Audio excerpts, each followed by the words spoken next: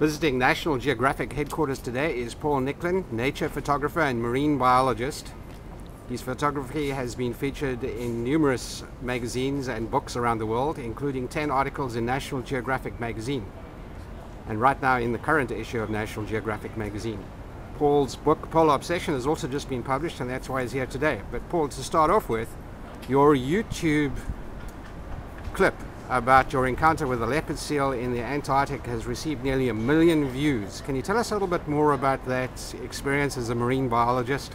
I'm blown away that this video has taken off. In 4 days. We're up to 1 million hits. National Geographic put it together. From a photographer's perspective, what's I think so unique about this interaction, this interspecies connection, is you've got this supposedly vicious predator that's going to kill me if I get in the water with it.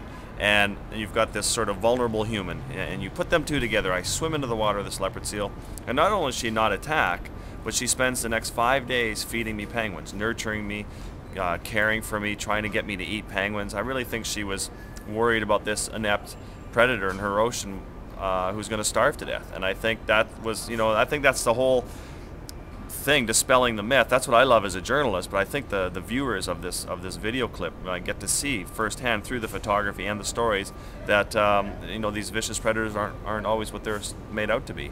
Nonetheless, a marine biologist was killed about 6 years ago, perhaps even a colleague of yours, and that must have been in your mind when you got into the water with the leopard seal. Yeah, definitely. It was a very, very tragic situation. It was very sad when Kirsty Brown was taken down by a leopard seal, and it was, but a friend of mine, Gordon, my guide on the leopard seal story, was involved in the discussions with that, and what they've concluded was that it was an isolated incident of a leopard seal who was stranded inland for the winter, probably was hungry, not able to get out to the open ocean to feed on penguins or krill, and so our situation was different in that these leopard seals had as many penguins as they wanted to eat. There was krill around, so they were always full and satiated. So they were more, I think the seals were more interested in this social communication, this trying to figure out what we wanted in her waters. So it's a much different situation.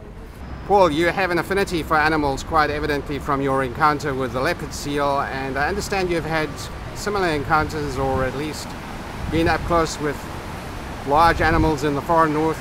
Can you tell us a little bit about those experiences? Yeah, for sure. I've been very lucky. From the time I was 4 years old, my family moved to Baffin Island, to a tiny remote community, and we didn't have any distractions inside the house. We didn't have television, we didn't have a telephone, we didn't have radio. So all of my entertainment came in the form of playing outside, and that meant being around animals, being around seeing my first polar bear when I was 5 years old, and seeing a bunch of different species. And when I wasn't in the wild, I would go in the summer. I'd spend my time on the farm in Saskatchewan playing with cows and pigs and sheep. And so you really learn from the time that you're young that how these animals work, what makes them tick, you learn about social hierarchy, and then most of all, the best thing for me is you learn about their connection to the ecosystem.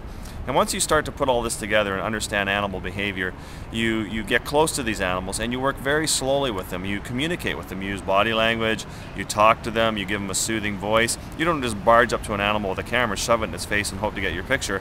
I might spend 10 to 15 hours with one walrus sitting on a piece of sea ice before I'll get in the water with it, because those animals can be very lethal.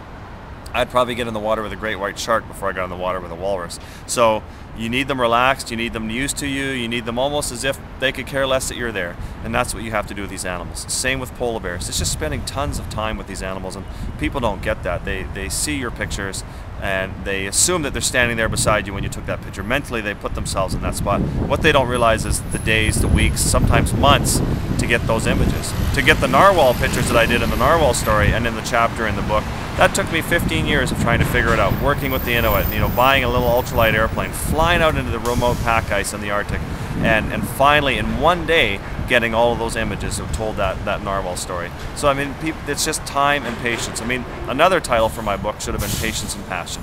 Polar Obsession's fine. So yeah, it's all about patience, working with wildlife. Well, why did you call it Polar Obsession? What is the obsession part? Well, it's funny. It's funny that how the title came to be. For a joke on my proposal that I gave to the book division here, I called it Bipolar Obsession, thinking that was really cute. And they were like, "We love it." And I was like, "No, you don't love it." So we negotiated, and I got them to back down to Polar Obsession, and I started to look for a different title. And you know, in the end, I thought, you know what, I am obsessed. If I want to risk my life like this on a daily basis in the Arctic and the Antarctica, getting in the water with these animals and freezing as much as I do, to the point that my doctor thinks I have lifelong medical problems because I've been in the water so much, yeah, I must be obsessed, and I really want to get these stories out there. I'm not just obsessed about the animals, I'm not just obsessed about the pictures, I'm obsessed about getting the story out that the polar regions are melting 3 times faster than anywhere else on Earth. We're losing the ice, and when we lose the ice, we stand to lose an entire ecosystem. So my journey is urgent. It's very pressing that I shoot these stories and get them out to the public now. So I guess I am obsessed.